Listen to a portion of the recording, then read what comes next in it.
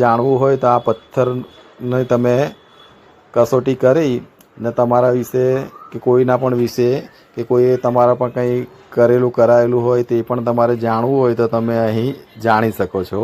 હવે આ તમને હું પાછળ ગ્રાઉન્ડમાં એટલે કે ગાર્ડન કહી શકો તમે કે મેદાન કહી શકો, જ્યાં માતાજીની બાધાઓ કરે છે ભાવિક ભક્તો, તે મેદાનમાં તમને લઈ જાઉં છું.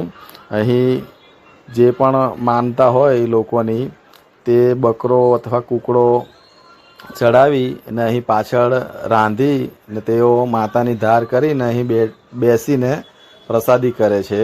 અહીં કોઈ રોકટોક નથી. માતાજીને દારૂ ચડે છે, મરઘા ચડે છે, કૂકડા, બોકડા, બકરા માતાજીને ચડે છે અને આ મેદાનમાં તેઓ રાંધીને ખાય છે. અને આ પાછળ એક નાનું એવું ડુંગર છે, તેની ઉપર પણ નાનું મંદિર છે.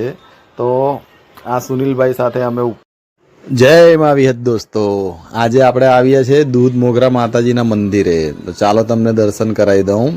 હા, દેવ મોગરા નહીં, દૂધ મોગરા, જે દેવ મોગરા માતાનું બીજું સ્વરૂપ જ છે. દેવ મોગરા મંદિરથી લગભગ 75-76 કિલોમીટર છે. આ જો તમે વાંચી શકો છો, જય કુળદેવી દૂધ મોગરા માતાજી. અને ફોટોમાં તમે જોઈ શકો છો દેવ મોગરા માતાનો જ ફોટો છે. આ પણ યાહા મોગી માતા જ છે, દેવ મોગરા માતા જ છે, તેમનું બીજું સ્વરૂપ છે.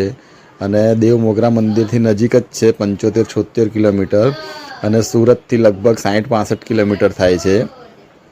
માંડવીથી આ 10 કિલોમીટર છે. તમારે અહીં દર્શન કરવા આવવું હોય તો આ મંદિરના તમને ઘરે બેઠા દર્શન કરાવી દઉં. અને અહીંયા કઈ રીતે પૂજા કરી શકાય છે, અહીંયા શું શું ચડાવવામાં આવે છે, તે બધી જ તમને આજે હું માહિતી આપી દઈશ. તો વિડીયોમાં બન્યા રહો. હાલો, ઘરે બેઠા દર્શન કરી લો યાહા મોગી માતાના, દૂધ મોગરા માતાના. તમે દેવ મોગરા પણ કહી શકો. જે દેવલી માતા મંદિર છે તે પણ દેવ મોગરા માતા જ છે.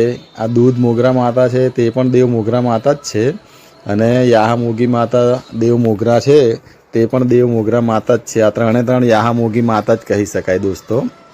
આ દર્શન કરી લો, તમને હું અહીંની સંપૂર્ણ માહિતી આપીશ. સોનગઢ પાસે જે દેવલી માતાનું મંદિર આવેલું છે તે અહીંથી લગભગ 60 કિલોમીટર છે. અને અહીંથી દેવ મોગરા માતા 75-76, એટલે કે 120 કિલોમીટર, 120-30 કિલોમીટરના અંતરમાં 3 સ્થાન છે. આ જુઓ, તમે ફોટો જોઈ શકો છો યાહા મોગી માતાનો, ધ્યાનથી જુઓ. આ યાહા મોગી માતા એટલે દેવ મોગરા માતા જ છે. આને તમે દેવલી માતા પણ કહી શકો, દૂધ મોગરા માતા પણ કહી શકો અને દેવ મોગરા પણ કહી શકો. આ બાજુમાં મહાકાળી માતાનું